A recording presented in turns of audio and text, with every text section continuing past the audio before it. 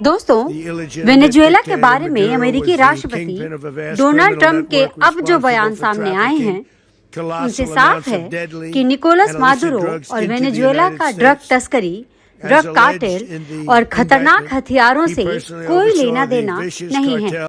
Maduro को पकड़ने और वेनेजुएला के तेल संसाधन पर कब्जा करने के लिए ट्रंप की ये पैंतरेबाजी और एक चाल है। अब ये पूरी तरह से साफ हो गया है कि 3 जनवरी का यूएस हमला तेल के लिए था। वेनेजुएला के पास कच्चे तेल का अकूत भंडार है। इतना तेल है जितना कि सऊदी अरब और खाड़ी देशों के पास भी नहीं। फिर भी एक सच्चाई ये भी है कि वेनेजुएला अपने इस तेल का केवल 1% ही निकाल कर बेच पाता है, बाकी ऐसे ही जमीन के अंदर पड़ा हुआ है। अब इस तेल को ट्रंप जल्द से जल्द वहां से निकालना चाहते हैं।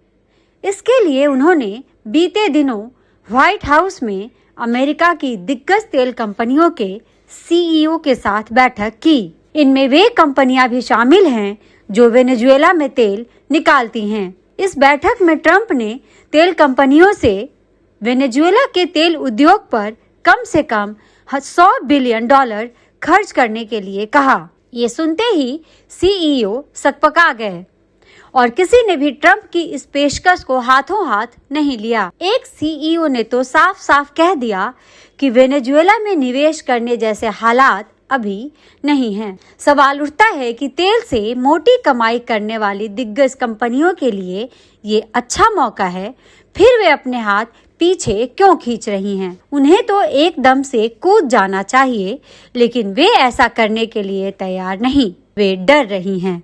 तो इसकी भी एक बहुत बड़ी वजह है। अमेरिका की सबसे बड़ी तेल उत्खनन कंपनी, जिसका नाम बोसेज है, यह कंपनी भी इस बैठक में थी। उसने भी माना कि वेनेजुएला में तेल का अपार भंडार है, यानी रिजर्व है, और वहां तेल निकालने उनके लिए भी ये बहुत अच्छा अवसर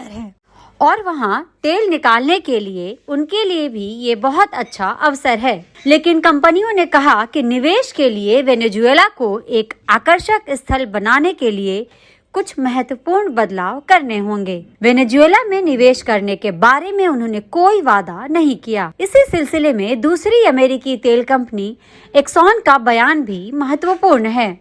एक्सॉन के सीईओ डेरेन वुड्स ने कहा कि वेनेजुएला में हमारी संपत्तियां पहले ही 2 बार जब्त हो चुकी हैं। इतिहास से सबक लेकर और वेनेजुएला के ताजा हालात को देखते हुए हमें वहां कुछ व्यापक बदलाव करने होंगे। हालांकि इस बैठक में ट्रंप ने कहा कि वेनेजुएला में कौन सी कंपनी तेल निकालने के लिए जाएगी, इसका फैसला उनका प्रशासन करेगा। ट्रंप ने कहा कि आप सीधे हमारे साथ डील कर रहे हैं, आप वेनेजुएला के साथ डील नहीं कर रहे और आपको वेनेजुएला के साथ डील करने की जरूरत भी नहीं। व्हाइट हाउस ने कहा कि वेनेजुएला पर लगे प्रतिबंधों में ढील देने पर भी वह काम कर रहा है। व्हाइट हाउस के अधिकारियों का कहना है कि इस सिलसिले में वे वेनेजुएला की अंतरिम सरकार के साथ संपर्क में हैं। जाहिर है कि वेनेजुएला में निवेश करने को लेकर अमेरिकी तेल कंपनियों की अपनी चिंताएं हैं,